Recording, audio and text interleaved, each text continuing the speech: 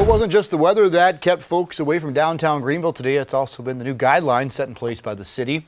An emergency order is in place starting tomorrow, which will put a temporary curfew on the central business district.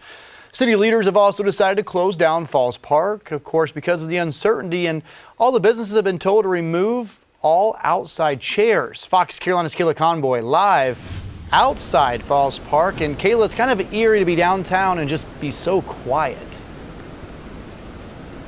That's exactly right. And the streets have been basically empty all day long. Just driving down Main Street, it was like a ghost town. No cars, no people out walking. And that's exactly what Greenville City officials were hoping for when they made these guidelines. Today, it was only the ducks out enjoying the park, and that emptiness came as a shock to those who know Greenville well. Usually there's people looking over at the falls, there's people walking down with their dogs. There's none of that.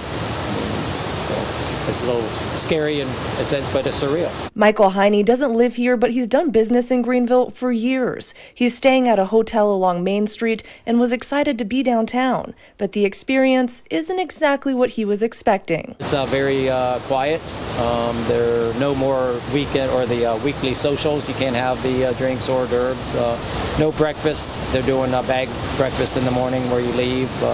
Again, the curfew's coming out, so we're just trying to see what's going on with food and stuff. We have to be in by 11. We can't leave till 6, so we're trying to maintain our social distancing. So today he and a coworker were out searching for the mice on Main, but trying to do it several feet apart, taking advantage of their last day of freedom before the curfew changes everything. Trying to explain to him, last year I was here, March, April, May, they have the, closing of the streets, and I was telling them Thursday, Friday night, they'd have the festivals and stuff, which, I actually got him to come stay at the hotel on Main so he could enjoy those, and now he can't even see them. Because things are shut down, bars and restaurants have their doors locked, and now Falls Park is closed too. The paths will stay open, but there will be no gathering of more than 3 people. And for those who have lived in Greenville for years, it's an odd sight to see. It's a little eerie, but it is a rainy day. A lot of police presence. Patrol cars were seen on practically every corner, and starting tomorrow, they will be the ones enforcing the curfew that starts at 11 p.m.